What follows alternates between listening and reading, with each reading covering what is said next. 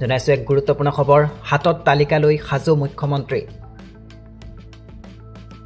প্ৰত্যেক মাহতে এটা ঠাইত চলিব উচ্ছেদ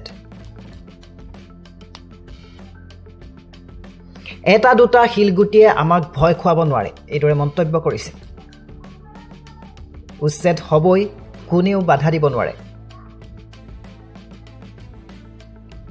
নতুনকৈ কোনো লোকে যাতে দখল কৰিব নোৱাৰে তাৰ বাবে স্থানীয় ৰাইজ সচেতন হ'ব লাগিব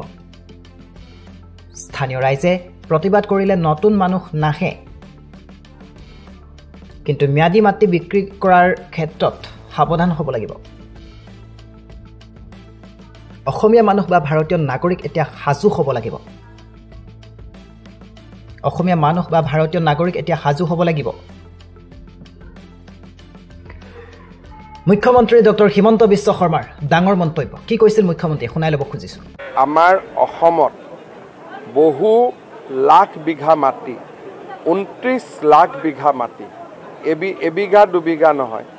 29 লাখ বিঘা মাটি বেদখলকাৰীৰ হাতত গৈছে ইমান মানুহ অসমীয়া মানুহৰ হাততো নাই ইমান মাটি যিমান বেদখলকাৰীসকলে মাটি দখল কৰি ৰাখিছে ঘটনা প্ৰবাহ চলি থকাৰ মাজতে যোৱাকালি ওৰাঙত মাটি দখল কৰাৰ চেষ্টা চলিছিল এটাকৈ লাহে লাহে আমি উচ্ছেদ কৰিব লাগিব কৰবাত আইনী বাধা থাকিব আইনী বাধা আঁতৰাব লাগিব আৰু এটা কষ্টকৰ কাম কিন্তু আমি হাতত লৈছো লাহে লাহে আমি কৰি গৈ থাকিম আৰু এখন আমাৰ তালিকা আছে যে কিখিনি আমি কাম সোনকালে কৰিব পাৰো যাক ইংৰাজীত লো হেঙিং ফ্ৰুটছ বুলি কয়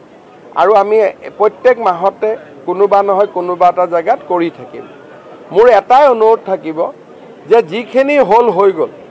নতুনকৈ কোনো স্থানত যাতে আমি এনেকুৱা ধৰণৰ দখল হ'ব নিদিও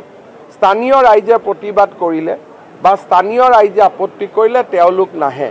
কিন্তু আমি দুই এজনে নিজৰ মেডিপট্টা অলপমান বিক্ৰী কৰি দিলো তাতে বহি ওচৰৰ মাটিলৈকে গুচি গ'ল তেনেকৈ গোটেই বস্তুটো বিয়পি পৰে সেইকাৰণে মই ভাবোঁ যে অসমীয়া মানুহ হওক বা আমাৰ ভাৰতীয় খিলঞ্জীয়া মানুহখিনি সাৱধান হোৱাৰ সময় হৈ গ'ল একচুৱেলি সময় পাৰেই হৈ গ'ল